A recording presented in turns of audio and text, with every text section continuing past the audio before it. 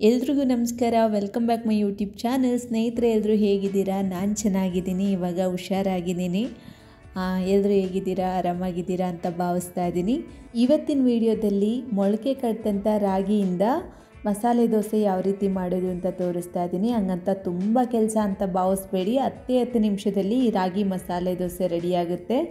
ಮೊದಲಿಗೆ ನಾನಿಲ್ಲಿ ನಿನ್ನೆ ಬೆಳಗ್ಗೆ ರಾಗಿನ ನೆನೆಸಿದ್ದೆ. ನಿನ್ನೆ ರಾತ್ರಿ ಮಲಗೋದಕ್ಕಿಂತ ಮುಂಚೆ ಒಂದು ಬಟ್ಟೆಯಲ್ಲಿ ಕಟ್ಟಿಟ್ಟಿದ್ದೆ. ರಾಗಿನ 1 ಕಪ್ ರಾಗಿಗೆ 1 ಚಮಚ ಮೆಂತ್ಯ ಕಾಳನ್ನ ಹಾಕಿದ್ದೆ. ಹಂಗಾಗಿ 2 ಸೇರಿಸಿ ಮೊಳಕೆ ಕಟ್ಟಿದ್ದೆ. ಚೆನ್ನಾಗಿ ಮೊಳಕೆ ಬಂದಿತ್ತು. ಅದಕ್ಕೆ 1 ಕಪ್ ಆಗೋಷ್ಟು ತೆಂಗಿನಕಾಯಿ ತುರಿನ ಹಾಕ್ತಾಯಿದ್ದೀನಿ. ತೆಂಗಿನಕಾಯಿ ತುರಿ ಹಾಕೋದ್ರಿಂದ ತುಂಬ ಚೆನ್ನಾಗಿರುತ್ತೆ ದೋಸೆ.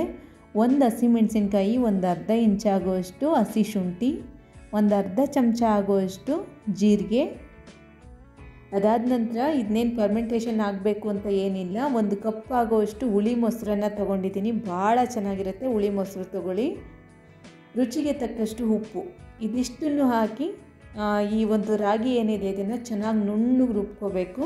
ನೀವು ಎಷ್ಟು ಚೆನ್ನಾಗಿ ನುಣ್ಣಗೆ ರುಬ್ಕೊತೀರೋ ಅಷ್ಟು ಚೆನ್ನಾಗಿ ದೋಸೆ ಬರುತ್ತೆ. ಈ ಹಿಟ್ಟಿಗೆ ಸ್ವಲ್ಪ ಚಿರೋಟಿ ರವೆ ಬೆರೆಸ್ಬಿಟ್ಟು ನೀವು ಇಡ್ಲಿ ಕೂಡ ಮಾಡ್ಕೋಬೋದು. ಅದು ಕೂಡ ತುಂಬ ಚೆನ್ನಾಗಿರುತ್ತೆ. ಇನ್ಸ್ಟೆಂಟಾಗಿ ಮಾಡ್ಕೊಳ್ಳೋ ಅಂಥ ದೋಸೆ ಇದು. ಆದರೆ ತುಂಬ ಚೆನ್ನಾಗಿ ಬರುತ್ತೆ. ಸ್ವಲ್ಪ ನೀರನ್ನ ಬೆರೆಸಿ ನೋಡಿ, ಈ ಥರ ದೋಸೆ ಬ್ಯಾಟರ್ ಕನ್ಸಿಸ್ಟೆನ್ಸಿ ಈ ರೀತಿ ಇರಬೇಕು. ಅದಾದಮೇಲೆ ಕಾದಿರೋ ತವದಲ್ಲಿ ದೋಸೆ ಹಾಕಿ. ನಿಮಗೆ ತುಪ್ಪ ಬೇಕಾ, ಎಣ್ಣೆ ಬೇಕಾ? ನೋಡಿ, ನಾನಿಲ್ಲಿ ಎಣ್ಣೆನೇ ಬಳಸ್ತಾ ಇದ್ದೀನಿ. ಎಣ್ಣೆ ಏನು ಜಾಸ್ತಿ ತೊಗೊಳ್ಳಲ್ಲ. ನೋಡಿ, ತೆಂಗಿನಕಾಯಿ ಹಾಕಿರೋದ್ರಿಂದ ನೋಡಿ, ನಾನಿಲ್ಲಿ ಹಾಕಿರೋದು ಸ್ವಲ್ಪನೇ ಎಣ್ಣೆ. ಆದರೆ ತೆಂಗಿನಕಾಯಿ ಹಾಕಿದ್ದೀವಲ್ಲ 1 ಕಪ್ಪು, ಅದರಲ್ಲಿ ಸ್ವಲ್ಪ ಜಿಡ್ಡಿನ ಅಂಶ ಇರುತ್ತೆ. ಹಂಗಾಗಿ 2 ಸೈಡು ದೋಸೆನ ಬೇಯಿಸ್ಕೋಬೇಕಾಗುತ್ತೆ. ರಾಗಿ ಆಗಿರೋದ್ರಿಂದ ಭಾಳ ರುಚಿಯಾಗಿ ಬರುತ್ತೆ ಈ ದೋಸೆ. ತುಂಬ ಬೇಗನೆ ಆಗೋವಂಥದ್ದು. ಒಂದು ಸಲ ಟ್ರೈ ಮಾಡಿ.